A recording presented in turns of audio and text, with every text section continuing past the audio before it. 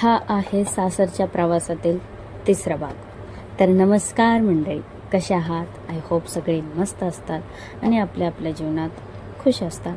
त्यासोबत आज शेवटचा व्हिडिओ असणार आहे माझ्या सासरचा, तर व्हिडिओ पूर्ण नक्की बघा।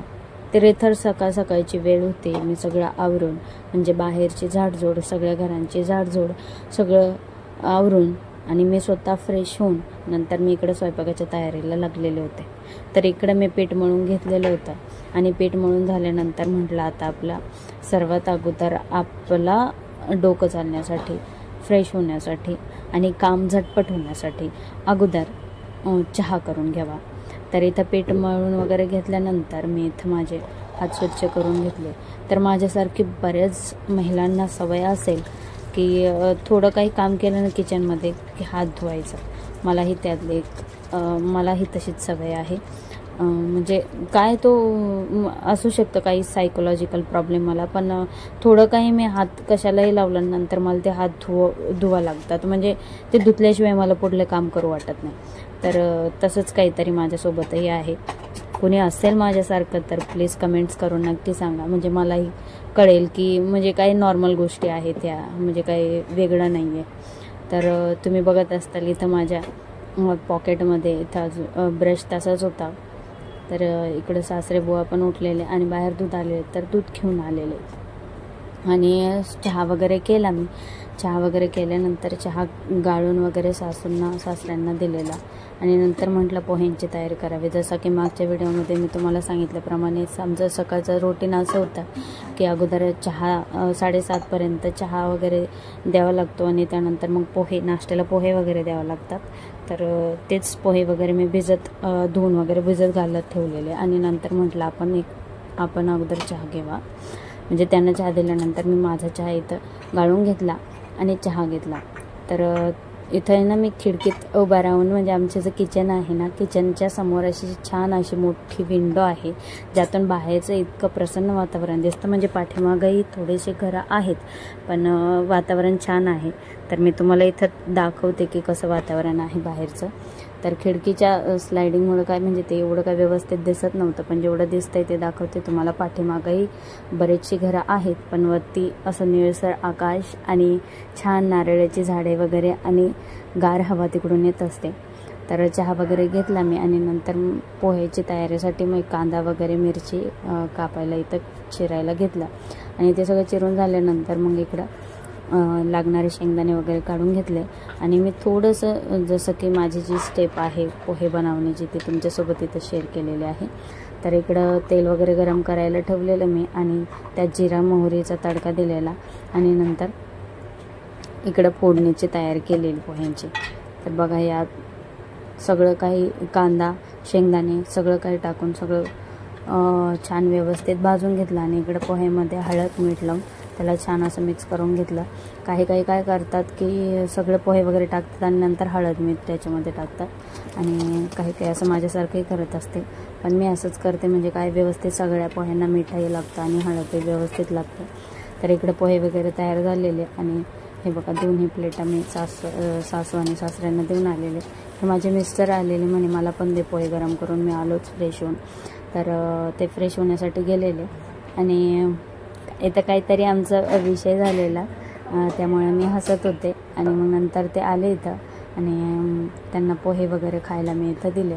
कारण ते सासरे होते तेव्हा पण त्यांना तिकडूनही कामाला जावं लागायचं, तर त्यासाठी लवकर आवरावर करावं लागायचं मला, कारण नाश्ता जेवण वगैरे करून जायचे। ते इथंही तसंच करतात ना, आमच्या घरी इकडं मी जिकडं राहते तिकडे तसंच करतात। ते टिफिन वगैरे नेत नाही, जेवूनच जातात, पोटभर नाश्ता जेवण करून जातात। तर इकडे मी पोळ्यांची तयारी केलेली। पोळ्या काय मला एवढ्या व्यवस्थित पाहिजे तेवढ्या असं छान जमत नाही, पण दिसत असते तर मग छान पोळ्या फुगतात माझ्या, एवढे काय वाईट नाही। आणि पोळ्या वगैरे झाल्यानंतर इकडे मी भेंडी चिरायला घेतलेली, म्हटलं आज भेंडी करावा। भेंडीही होती, कारलंही होतं, दोन्ही भाज्या केलेल्या होत्या मी, कोरड्या होत्या दोन्ही आणि थोडीशी आलूची पातळ भाजी केलेली। इकडं पिवशी खाल्लेली मी, तुमच्याकडं काय म्हणतात सांगा मला नक्की कमेंट्समध्ये। कच्चं दूध आणि मला फार आवडतं ते। आणि तेवढ्यात म्हणजे आम्ही गेलो आणि तिकडलं त्यांची गाय वगैरे जनलेली, तर त्यांनी दूध आणून दिलेलं आमच्या चुलत आमच्या दाजींनी. तर इकडं मी सगळं काही स्वयंपाक वगैरे झाल्यानंतर मी इकडं किचन ओटा आवरायला घेतलेला. तर किचन ओटा मी चांगलं घासून घेतला आणि गॅसही स्वच्छ घासून घेतला. माझ्या जाऊबाई जसं की मी तुम्हाला मागच्या व्हिडिओमध्ये सांगितले होते केलेल्या होत्या आणि ते आज परत आल्या. तर मी त्यांच्यासोबत इथं बोलत होते, त्यांना काय व्हिडिओमध्ये मी घेतलेलं नाही आहे. किचन स्वच्छ करता करता त्यांच्यासोबत गप्पा मारल्या आणि छान असं किचन मी स्वच्छ करून घेतलं. तुमच्याकडे काही किचन स्वच्छ करायच्या टिप्स असतील तर नक्की मला कमेंट्समध्ये सांगा. कारण मी काय करते, डायरेक्ट अशी घासणी घेते आणि घासून घेते, गॅसही घासून घेते आणि किचन ओटाही घासून घेते. इकडेही आणि तिकडे दोन्हीकडे असं करते. इकडं काय माझं किचन एवढं मोठं नाही आहे, पण तरी माझी पद्धत हीच आहे की किचन ओटा घासण्याची. तर काय होतं ना, कधी कधी ते गॅसवर पाणी पडतात तर मग गॅस लवकर चालत नाही, पण सुकल्यानंतर चालतो व्यवस्थित.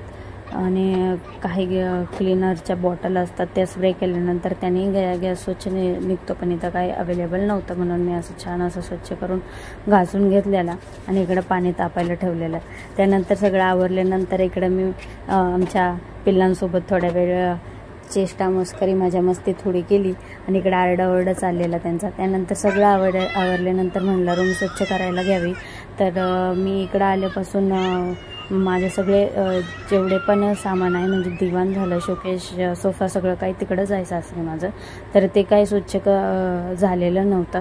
म्हटलं आज आपण तीच मोहीम हाती राबवावी नाही का, सगळं स्वच्छ करून घ्यावं. सगळं दिवाण मी एकटीने खोललेला आणि बघा तुम्ही इकडं किती घाण झालेली होती त्याच्या खाली. त्यानंतर मी शोकेश वगैरे सगळ्या काही गोष्टी बाहेर काढल्या होत्या. मी काही सगळं शूट केलेलं नाही आहे इथं, कारण मी एकटेच सगळं करत होते आणि शूटही करायला जमत नव्हते, कारण घरी एकटेच होते ना मी पुढं, त्यामुळं कॅमेरा वगैरे कोणी शूट करायला नव्हतं. सगळं काही स्वच्छ केलेलं. स्वच्छ झाल्यानंतरचं काय मी व्हिडिओ काढलेलं नाही. आणि मग दुसऱ्या दिवशी आम्ही घरी परतलो. मग तिथे वाटेतली नदी वगैरे बघितली, छान वाटत होतं तिथे, एकदम प्रसन्न. आणि तिथं थोड्या वेळ थांबलो आणि त्याच्यानंतर परत निघालो. तर घरी आलो.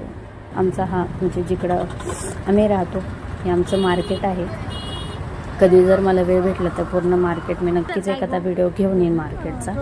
तर बघा आम्ही घरी पोहोचलो आणि घरी पोहोचल्यानंतर बघते तर काय, कारण आमचे कमी कमी 10 ते 12 दिवस गेलेले सासरी. तर घरात इतकी अस्वच्छता झालेली, सगळं घर मी स्वच्छ आणि पॅक करून गेलेले, पण तरीही तुम्ही बघू शकता इथं, कारण पत्र्याचे रूम आहेत तर त्यामुळं ते पत्रे पण पाझरतात आमचे. तिथं पाणी टपकलेलं होतं आणि बरीचशी घाण आतमध्ये कुठून येते काय कुणास ठाऊक, पण ती घाणसुद्धा आलेली. थोडेसे भांडे वगैरे मला जे लागत होते सासरून गोणीमध्ये घेऊन आले, तीच ती गोणी होती. तर मी तुम्हाला किचनची अवस्था दाखवते. माझी किचनची अवस्था इतकी बेकार झालेली होती की असं वाटत होण्यापासून हे घर उघडलेलंच नाही आहे. तर आजच्या पुरतं आपलं इतकंच होतं. व्हिडिओ आवडला असेल तर लाईक कमेंट्स नक्की करा. तर भेटूया पुढल्या व्हिडिओमध्ये. तोपर्यंत बाय बाय.